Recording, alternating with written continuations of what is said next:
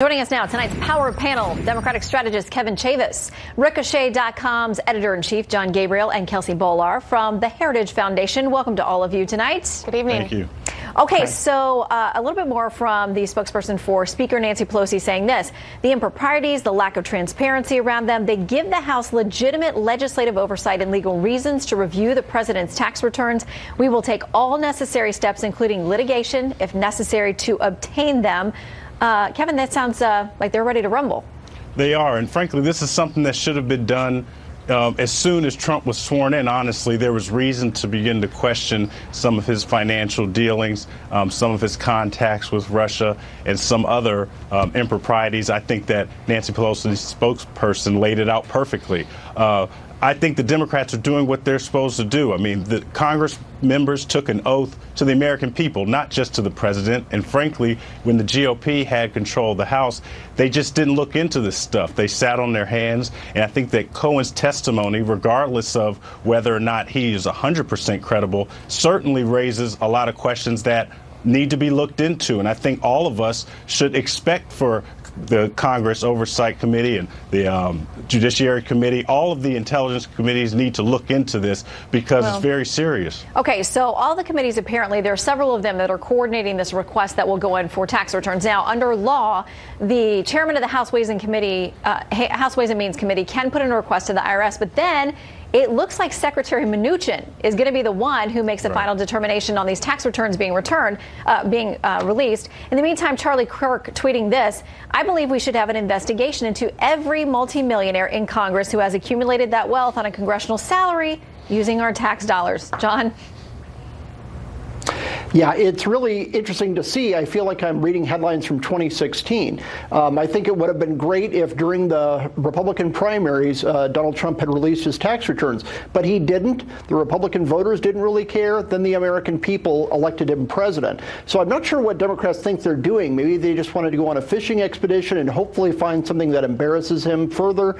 I think they're wasting their time. What they might want to do politically is focus on 2020 rather than trying to relitigate the 2016 election. Yeah, but Kelsey, much of this will run into 2020. I can't imagine these investigations being wrapped up in the next few months. It will, and the political risk for Democrats is that they keep making these grand promises about Trump-Russia collusion and now tax fraud. And yet, you know, we're 2 years into the administration and they've come up with nothing. And so I think this is yet another fishing expedition, another witch hunt. And I think, you know, most Americans would like to see Democrats focusing on legislating, not investigating. Okay, let's turn to another thing that's getting a lot of headlines, which is this is the talk about within the Democratic Party. There are a number of folks over in the House a little miffed. There's a bit of a split because, as Nancy Pelosi, the Speaker, has said, behind closed doors, reportedly, we're either a team or we're not, and we have to make that decision, saying people aren't sticking together. The freshman Congresswoman Alexandria Ocasio-Cortez saying there's a list. And she is keeping watch, and there will possibly be primaries. John, what do you make of that? Well, it's really interesting. The only reason the Democrats have the House right now is because they ran very moderate candidates with a very moderate message in red states and purple-leaning districts. We know that happened coast to coast. AOC now wants them to go on a far left progressive agenda. And if that happens, I think Nancy Pelosi is going to lose her gavel the next time the election comes around. Different districts need different representation, and AOC doesn't realize that. It's kind of shocking that she doesn't. Well, the Washington Post had a really interesting story right up that alley, and the headline is Nancy Pelosi hasn't learned her lesson from 2010. And they talked about how in 2009 they had these great majorities and they were getting all kinds of things done, but then there was this very purist, you got to vote with us on cap and trade and all these other kinds of things. Well, they say this time around 29 House Democrats hold districts that Trump won. Others hold seats that had long been Republican but swung to Hillary Clinton in 2016. Members in these seats recognize their voters are different and don't want all of the progressive agenda forced down their throats. Kevin? Well, I hear that narrative being pushed that Alexandria Ocasio-Cortez and other members of the Democrats are pushing things that the Americans don't want, but that's not true. Most Americans support things like universal background checks for gun purchases. Most Americans, even now, slightly over half, say they support some form of Medicare for all.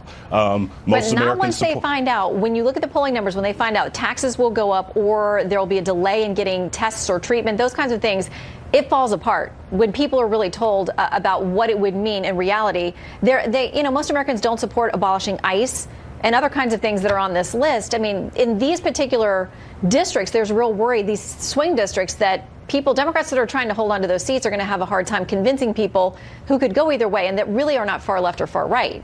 Mm-hmm. And that is true. And I think that, Representative Ocasio-Cortez was really trying to light a fire under some members of her caucus. I mean, she's been in Congress a month and she's already been able to assume such a strong leadership position. And truthfully, a lot of the things that she's pushing, there is an appetite for. Well, but Kelsey, I know that there are some in leadership who are worried about how far she's pushing to the left, and they're worried about her challenge to them as well. I mean, it's a dual threat. I want to read a little something from a piece on AmericanThinker.com. They say Ocasio-Cortez's vow to be the bad cop against her fellow Democrats who are too moderate for her comes off as old socialist practices made new again, like Stalin's henchmen. She'll primary them out of office. After that, the real socialism begins. Kelsey?